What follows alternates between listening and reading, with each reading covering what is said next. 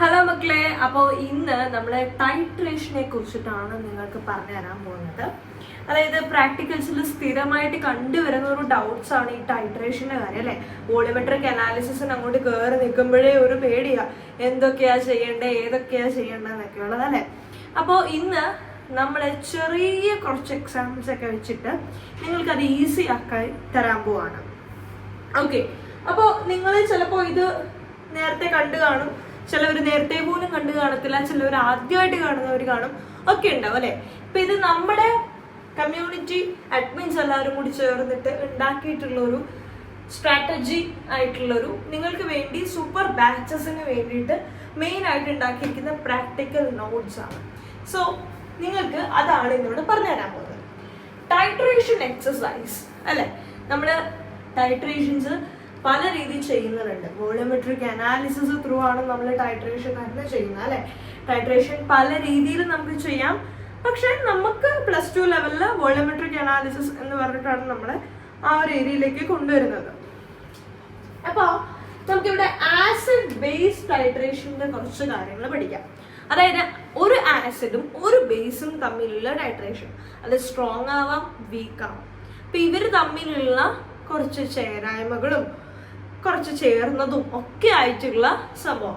അപ്പൊ ഇതില് ഇൻഡിക്കേറ്റർ ഏത് യൂസ് ചെയ്യണം, അതിന്റെ കോമ്പിനേഷൻസ് ഏതൊക്കെ തമ്മിലായിരിക്കും, ആസിഡിലും ആൽക്കലിയിലും ഉണ്ടാകുന്ന കളർ ചേഞ്ചസ്, ഇത്രയും കാര്യങ്ങളാണ് നമ്മൾ ഇതിനകത്ത് പറയാൻ പോകുന്നത്. സോ ഇവിടെ ഞാൻ കുറച്ച് കോളമായിട്ട് തിരിച്ചിട്ടുണ്ട്. നിങ്ങൾ ആ കോളത്തിൽ നോക്കിക്കഴിഞ്ഞാൽ മനസ്സിലാവും. ആദ്യമായിട്ട് ഞാൻ എഴുതിയിരിക്കുന്നത് സ്ട്രോങ് ആസിഡും സ്ട്രോങ് ബേസും കൂടി ഉപയോഗിച്ചിട്ടുള്ള ആൽക്കലി അല്ലെങ്കിൽ ആസിഡ് ഇതിനകത്തോട്ട് വരുമ്പോഴത്തേക്കിനും എന്ത് കളർ ചേഞ്ച് ആണ് ആൽക്കലി അല്ലെങ്കിൽ ആസിഡിനകത്തേക്ക് വരുന്നത്, അതാണ് നമ്മൾ ആദ്യം പഠിക്കേണ്ടത്. സോ ഇവിടെ ആദ്യം നിങ്ങൾ അറിയേണ്ടത് ഇവിടെ വരുന്ന ഇൻഡിക്കേറ്റർ ഏതാണെന്നുള്ളതാണ്. പലവർക്കും ഡൗട്ട് കാണും, പലവർക്കും ക്ലിയർ ആയിരിക്കും. എന്നാൽ ഒരു സ്ട്രോങ് ആസിഡും ഒരു സ്ട്രോങ് ബേസും കൂടെ നിങ്ങൾക്ക് തന്നു കഴിഞ്ഞാൽ അതിനകത്ത് യൂസ് ചെയ്യേണ്ട ഇൻഡിക്കേറ്റർ ഏതാണെന്ന് നിങ്ങൾക്ക് അറിയാവോ? നിങ്ങൾ ഒരുപാട് ഇൻഡിക്കേറ്റേഴ്സ് നിങ്ങൾ ചിലപ്പോൾ ലാബിലൊക്കെ കയറുമ്പോൾ കാണും. അതില് മീഥൈൽ ഓറഞ്ച് എന്ന് പറയുന്ന ഒരു ഇൻഡിക്കേറ്റർ ഉണ്ട്. അതാണ് നിങ്ങൾ ഇവിടെ യൂസ് ചെയ്യുന്ന ഇൻഡിക്കേറ്റർ. ഏതാണ്? Methyl orange. Methyl orange. Okay, അപ്പൊ ഞാൻ അത് ആഡ് ചെയ്തു. അപ്പൊ എന്റെ കയ്യിൽ ഒരു സ്ട്രോങ് ബേസും ഉണ്ട്, ഒരു സ്ട്രോങ് ആസിഡും ഉണ്ട്. രണ്ടിലേക്ക് ഞാൻ മീഥൈൽ ഓറഞ്ചും കൂടി ആഡ് ചെയ്തു. അപ്പൊ അങ്ങനെയാണെന്നുണ്ടെങ്കിൽ ആൽക്കലിയിലും ആസിഡിലും എന്ത് കളേഴ്സ് വരും എന്നുള്ളത് നമുക്ക് നോക്കാം. ആസിഡിൽ വരുന്ന കളർ ചേഞ്ച് റെഡ് ആയിരിക്കും. എന്തായിരിക്കും? റെഡ് ആയിരിക്കും. എന്നാൽ ആൽക്കലിയിൽ എന്ത് കളർ ചേഞ്ച് മക്കളെ? യെല്ലോ ആയിരിക്കും. എന്തായിരിക്കും? യെല്ലോ. അപ്പൊ ബേസിക്കലി നിങ്ങൾ പഠിച്ചു വെക്കേണ്ട ഒരു കാര്യമാണിത്. ഒരു സ്ട്രോങ് ആസിഡും ഒരു സ്ട്രോങ് ബേസും കൂടി കോമ്പിനേഷൻ നടത്തുകയാണെന്നുണ്ടെങ്കിൽ അവിടെ യൂസ് ചെയ്യുന്ന ഇൻഡിക്കേറ്റർ എന്ന് പറയുന്നത് മീഥൈൽ ഓറഞ്ച് ആയിരിക്കും. അവിടെ വരുന്ന കളർ ചേഞ്ച് ആസിഡിലും ബേസിലും അല്ലെങ്കിൽ ആസിഡിലും ആൽക്കലിയിലും നോക്കിക്കഴിഞ്ഞാൽ ആസിഡില് റെഡും ആൽക്കലിയില് യെല്ലോവും ആയിരിക്കും. അങ്ങനെയാണെന്നുണ്ടെങ്കിൽ ഒരു സ്ട്രോങ് ആസിഡും ഒരു വീക്ക് ബേസും കൂടി ചേർക്കുകയാണെങ്കിലോ, ഒരു സ്ട്രോങ് ആസിഡും ഒരു വീക്ക് ബേസും കൂടി ചേർക്കുകയാണെങ്കിൽ എന്താ സംഭവിക്കുക? നിങ്ങളൊന്ന് പറഞ്ഞേ, ഒന്ന് ആലോചിച്ച് നോക്കിയേ. നമ്മളിവിടെ സ്ട്രോങ് ആസിഡും സ്ട്രോങ് ബേസും ഒക്കെ എടുത്തു, മീഥൈൽ ഓറഞ്ച് എന്നൊക്കെ പറഞ്ഞു. അപ്പൊ അങ്ങനെയാണെന്നുണ്ടെങ്കിൽ സ്ട്രോങ് ആസിഡും വീക്ക് ബേസും തമ്മിലുള്ള കോമ്പിനേഷൻ നടത്തുമ്പോൾ നിങ്ങൾക്ക് എന്ത് ടൈപ്പുള്ള കളർ ചേഞ്ച് ആയിരിക്കും ആസിഡിലും ആൽക്കലിയിലും കിട്ടുക? സെയിം ആയിരിക്കും. ഈ ഇൻഡിക്കേറ്റർ തന്നെയായിരിക്കും ഇവിടെ യൂസ് ചെയ്യുക. മീഥൈൽ ഓറഞ്ച് ഇത് തന്നെയായിരിക്കും ഇവിടെ യൂസ് ചെയ്യുക.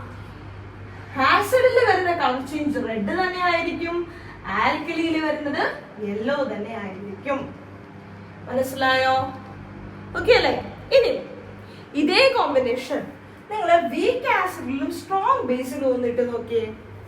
ഇവിടെ നിങ്ങൾക്ക് ഒരു ചെറിയൊരു സംഭവങ്ങൾ വിതപ്പിച്ചിട്ട് പറയാം, ആ വീക്ക് ബേസ് എന്ന് പറയുന്ന സാധനം സ്ട്രോങ് ആസിഡിനെ കൂടെ ചേർക്കുമ്പോഴും സെയിം ആണ്.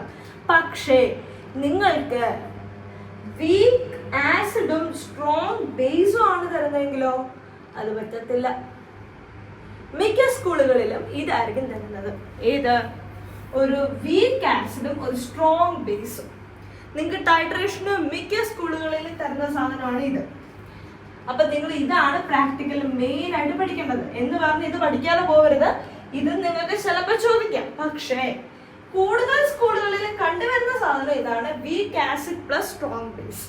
ഒരു വീക്ക് ആസിഡും തരും, ഒരു സ്ട്രോങ് ബേസും തരും. അത് നിങ്ങൾക്ക് മനസ്സിലാക്കാൻ നിങ്ങൾക്ക് അറിയണം. അത് നിങ്ങൾക്ക് ഇഷ്ടം പോലെ വീഡിയോസും, നിങ്ങൾക്കറിയാം ഒരുപാട് എക്സ്പെരിമെന്റ് നടത്തിയിട്ട് നമുക്ക് കെമിസ്ട്രിയുടെ പല പല വീഡിയോസും നമുക്ക് യൂട്യൂബ് ചാനൽസിൽ കിട്ടും. അപ്പൊ എൻ്റെ കയ്യിൽ ഇപ്പോൾ നിങ്ങൾക്ക് അങ്ങനെ റിയാക്ഷൻസ് തമ്മിൽ കാണിച്ചു തരാനായിട്ട് സൊല്യൂഷൻസ് ഒന്നുമില്ല. അപ്പൊ അതുകൊണ്ട് ഞാൻ നിങ്ങൾക്ക് ട്രിക്കാണ് പറഞ്ഞു തരുന്നത്. നിങ്ങൾക്ക് അതിലേക്ക് തിയറി പാർട്ടായിട്ട് ഇത് അപ്ലൈ ചെയ്യാം. നിങ്ങൾക്ക് എക്സ്പെരിമെന്റ്സ് നിങ്ങൾ തന്നെ മനസ്സിലാക്കണം. ഓക്കെ, ഞാനിപ്പോൾ ട്രിക്ക് മാത്രമാണ് കേട്ടോ പറയുന്നത്. സോ നിങ്ങൾക്ക് മിക്ക സ്കൂളുകളിലും തരുന്നത് ഈ ഒരു സംഭവം തന്നെയാണ്. വീക്ക് ആസിഡും ഒരു സ്ട്രോങ് ബേസും കൂടി തരും. അങ്ങനെ തരുമ്പോൾ നിങ്ങൾക്ക് മാറിപ്പോകാൻ പാടില്ല. അതായത് ഈ ഇൻഡിക്കേറ്റർ മാറും ഇവിടെ വരുമ്പോൾ. എന്താണ് ഇവിടുത്തെ ഇൻഡിക്കേറ്റർ എന്നറിയോ? ഫിനാഫ്തലിൻ ആയിരിക്കും. ഫിനാഫ്തലിൻ എന്നും നമ്മൾ പറയുമെങ്കിലും നമ്മൾ എഴുതുമ്പോൾ ആ സ്പെല്ലിംഗ് അങ്ങ് മാറും. എന്താകും? ഫീനോൾ ഫാത്തലിൻ എന്നാകും. ഫീനോ ഫാത്തലിൻ എന്നാകും. ഓക്കെ, ഇനി അതൊരു ആസിഡിലും ആൽക്കലിയിലും എന്തെങ്കിലും കളർ ചേഞ്ചസ് ഉണ്ടാകുമോ എന്ന് നമുക്ക് നോക്കാം. അപ്പൊ ഒരു ഫിനാഫ്തലിൻ, നമുക്ക് ഫീനോൾ ഫിനാഫ്തലിൻ, അതാണ് ഫിനാഫ്തലിൻ ആയിരിക്കും ചില സ്കൂളുകളിൽ പഠിപ്പിക്കുക. ഓക്കെ, ഒരു വീക്ക് ആസിഡും ഒരു സ്ട്രോങ് ബേസിൽ ഇൻഡിക്കേറ്റർ ആയിട്ട് ഫീനോൾ ഫിനാഫ്തലിൻ ചേർക്കുമ്പോൾ നിങ്ങൾക്ക് ആസിഡിലും ആൽക്കലിലും എന്ത് കളർ ചേഞ്ച് ആയിരിക്കും ഉണ്ടാവുക? ചെയ്തവർക്ക് ചിലപ്പോൾ എന്തെങ്കിലും ഒരു പിടുത്തം കാണുമായിരിക്കും. പക്ഷെ ഫീനോൾ ഫിനാഫ്തലിൻ ആസിഡിൽ ചേർക്കുകയാണെങ്കിൽ പ്രത്യേകിച്ച് ഒരു കളറും ഉണ്ടാകത്തില്ല. അപ്പൊ അവിടെ എന്തായിരിക്കും? കളർലെസ് ആയിരിക്കും. അതായത് നിങ്ങൾക്കൊരു വൈറ്റ് കളർ, ഒരു ലിക്വിഡ് ആയിട്ടുള്ള സാധനമായിരിക്കും ഈ സ്ട്രോങ് ആസിഡും വീക്ക് ബേസും ഒക്കെ തരുന്നത്. വീക്ക് ആസിഡും സ്ട്രോങ് ബേസും ഒക്കെ തരുന്നത്. ഈവൻ ഇൻ കേസ് നിങ്ങൾ അങ്ങനെ ചെയ്തിട്ട് ഈ ഒരു ഫീനോൾ ഫിനാഫ്തലിൻ ഇൻഡിക്കേറ്റർ ആഡ് ചെയ്ത് കഴിഞ്ഞാൽ പോലും ആസിഡിൽ നിങ്ങൾക്ക് അതേപോലെ തന്നെ ആയിരിക്കും, വെള്ളം പോലെയൊക്കെ തന്നെ ആയിരിക്കും കാണുക. കളർലെസ് ആയിരിക്കും, അവിടെ ഒരു കളർ ചേഞ്ചും ഉണ്ടാവില്ല. പക്ഷേ ആൽക്കലിയിൽ ഉണ്ടാവും. എന്തായിരിക്കും? നിങ്ങൾക്കൊന്ന് ഗസ് ചെയ്യാൻ പറ്റും എന്ത് കളർ ആയിരിക്കും കിട്ടുക എന്നുള്ളത്? മിക്കവർക്കും അറിയാമായിരിക്കും, എന്നാൽ പോലും പർപ്പിൾ ആയിരിക്കും. എന്തായിരിക്കും? പർപ്പിൾ ആയിരിക്കും. അപ്പൊ ഇത് ഇത്രയും നിങ്ങൾ മസ്റ്റ് ആയിട്ടും പഠിക്കണം. ഇനി ലാസ്റ്റ് നമുക്ക് നോക്കാം വീക്ക് ആസിഡും വീക്ക് ബേസും. മക്കളെ, വീക്ക് ആസിഡും വീക്ക് ബേസും തമ്മിലുള്ള ടൈട്രേഷൻ നടക്കുവോടാ? ഇല്ല. ഇവിടെ ഒരു ഇൻഡിക്കേറ്ററും യൂസ് ചെയ്യാനും പറ്റത്തില്ല, ഇവിടെ ടൈട്രേഷനും നടക്കത്തില്ല. അപ്പൊ നിങ്ങൾ ഇത്രയും കാര്യങ്ങൾ മസ്റ്റ് ആയിട്ട് നിങ്ങൾ നിങ്ങളുടെ ഈ ടൈട്രേഷൻ എക്സസൈസിൽ ആസിഡ് ബേസ് കോമ്പിനേഷൻ വെച്ചിട്ടുള്ള ടൈട്രേഷൻ പഠിച്ചുകൊണ്ട് പോകണം. മിക്ക സ്കൂളുകളിലും ഇടുന്ന ഒരു ടൈട്രേഷൻ ആണ് ഈ ഒരു സാധനം. ചില സ്കൂളുകളിൽ ഈ ഒരു മീഥൈൽ ഓറഞ്ചും നടത്താറുണ്ട്. മീഥൈൽ ഓറഞ്ച് നടത്തില്ല എന്ന് ഞാൻ പറയത്തില്ല കേട്ടോ, നടത്തിയ സ്കൂളുകളും ഉണ്ട്. എൻ്റെ സ്കൂളിൽ നടത്തിയിട്ടുണ്ട് മീഥൈൽ ഓറഞ്ച് ഒക്കെ. സോ മസ്റ്റ് ആയിട്ട് നിങ്ങൾ ഇത്രയും പഠിക്കണം. ഇനി നിങ്ങൾക്ക് അടുത്തൊരു ഇൻഡിക്കേറ്റേഴ്സിന്റെ തിയറി പറഞ്ഞുതരാം. ഓക്കെ, അപ്പൊ നോക്കിയേ, നിങ്ങൾക്ക് ഇനി ഒരു ഇൻഡിക്കേറ്റേഴ്സിന്റെ തിയറി പാർട്ട് പറഞ്ഞുതരാം. നോക്കാം, തിയറി ഓഫ് ഇൻഡിക്കേറ്റേഴ്സ്. നേരത്തെ ഞാൻ നിങ്ങളുടെ അടുത്ത് പറഞ്ഞു, ഒരു വീക്ക് ആസിഡും സ്ട്രോങ് ബേസും കൂടി ആഡ് ചെയ്യുമ്പോൾ ആഡ് ചെയ്യേണ്ട ഇൻഡിക്കേറ്റർ ആണ് ഫീനോഫ്താലിൻ. പറഞ്ഞതാണ് അല്ലെ? അവിടെ ഞാൻ കളർ ചേഞ്ച് പറഞ്ഞപ്പോൾ ഞാൻ പറഞ്ഞു കളർലെസ് ആണ് ആസിഡ് എങ്കിൽ ആൽക്കലിയില് പർപ്പിൾ ആയിരിക്കും അല്ലെ? പക്ഷെ ഈ പർപ്പിൾ പൂർണ്ണമായിട്ടും വരത്തില്ല. അതായത് നിങ്ങൾ ടൈട്രേഷൻ നടത്തുമ്പോൾ നിങ്ങൾക്ക് കിട്ടുന്ന കോണിക്കൽ ഫ്ലാസ്ക് ഇത് ഇങ്ങനെ ഒന്ന് നിങ്ങൾ ചെറുതായിട്ടൊന്ന് ഇങ്ങനെ അനക്കി കൊടുക്കുമല്ലോ, അന്നേരമാണ് ഈ കളർലെസ് പെട്ടെന്നാണ് നിങ്ങളുടെ കയ്യിൽ ഇത് ടൈട്രേഷനിൽ പിപ്പറ്റിൽ ഇങ്ങനെ നിൽക്കുകയാണെന്നുണ്ടെങ്കിൽ നിങ്ങൾ ചെറുതായിട്ടൊന്ന് ഇളക്കി കൊടുക്കും. ഇളക്കി കൊടുക്കുന്ന സമയത്ത് പെട്ടെന്നൊരു കളർ ചേഞ്ച് വരും, പർപ്പിൾ ടു പിങ്ക്. ആ പർപ്പിൾ ടു പിങ്കില് പിങ്ക് ആണ്, അതായത് കളർലെസ്സിൽ നിന്ന് പിങ്ക് ആയിട്ട് മാറുന്ന ആ പിങ്ക് ആണ് ശരിക്കും അവിടെ ആൽക്കലി ആയിട്ട് വരുന്നത്, ആൽക്കലൈൻ സൊല്യൂഷൻ രീതിയിൽ കളർ ചേഞ്ച് കാണിക്കുന്നത്.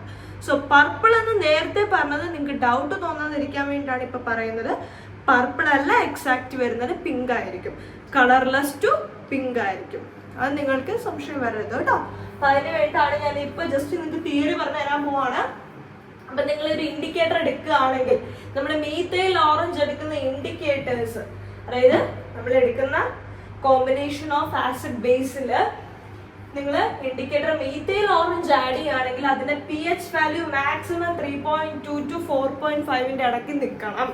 pH വാല്യൂ, ഈ pH വാല്യൂ മിക്ക സ്കൂളുകളിലും ചില സമയത്ത് നോക്കത്തില്ല, കാര്യം അവര് ടൈട്രേഷൻ വാല്യൂസ് ആയിരിക്കും നോക്കുന്നത്. പക്ഷേ pH വാല്യൂ നിങ്ങൾ അറിഞ്ഞിരിക്കണം. നിങ്ങൾ ഒരു നീറ്റ് അല്ലെങ്കിൽ എന്തെങ്കിലും കീം അല്ലെങ്കിൽ അങ്ങനെ എന്തെങ്കിലും ബേസ്ഡ് നിങ്ങൾ എൻട്രൻസ് പ്ലാൻ ചെയ്യുന്ന കുട്ടികളാണെങ്കിൽ നിങ്ങൾ ഡെഫിനറ്റ്ലി ഇത് അറിഞ്ഞിരിക്കണം, pH റേഞ്ച്. ഓക്കെ, അപ്പൊ 3.2 to 4.5 വരെയാണ് വരുന്നത്.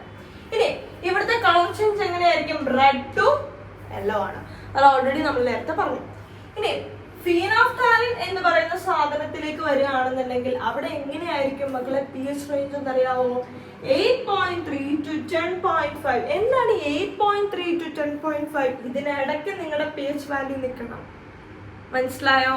അപ്പൊ അങ്ങനെ ഉണ്ടെന്നുണ്ടെങ്കിൽ ആസിഡിലെ കളർലെസ് ടു ആൽക്കലിയിലെ പിങ്ക്, അതായത് നിങ്ങൾ ടൈട്രേഷൻ നടത്തി കളർലെസ് ആയിട്ട് നിൽക്കുന്ന സൊല്യൂഷനെ നിങ്ങൾ കോണിക്കൽ ഫ്ലാസ്കിൽ ഇട്ട് നാട്ടിയെടുക്കുമ്പോഴാണ് പിങ്ക് വരുന്നത്, മനസ്സിലായോ?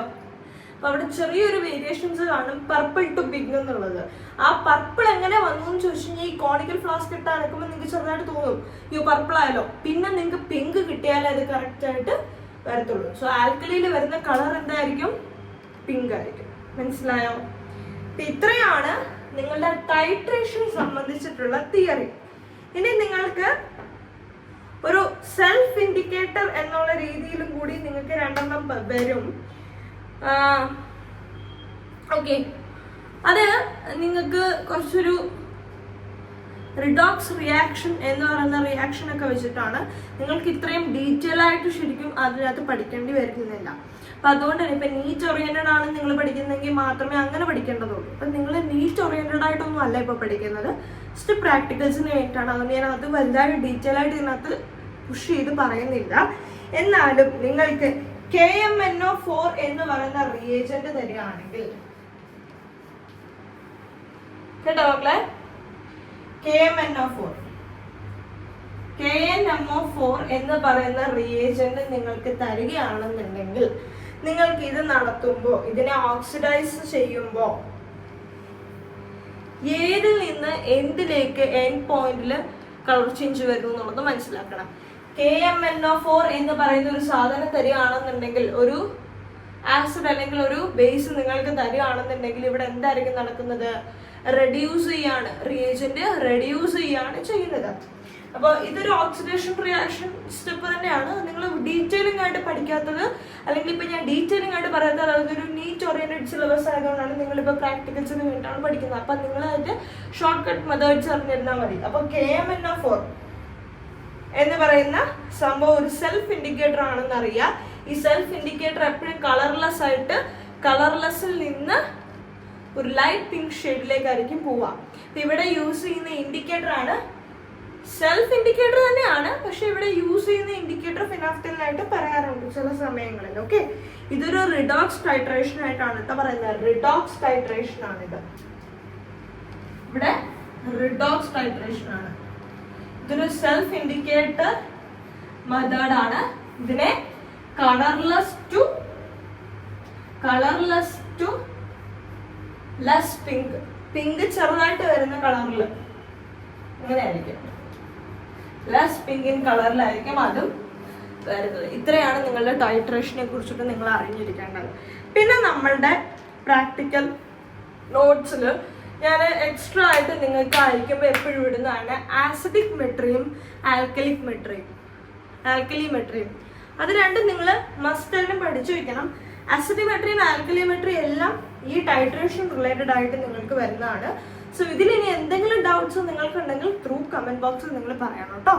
അപ്പൊ അത്രേ ഉള്ളൂ ഇന്നത്തെ ടൈട്രേഷൻ എപ്പിസോഡ്. So by.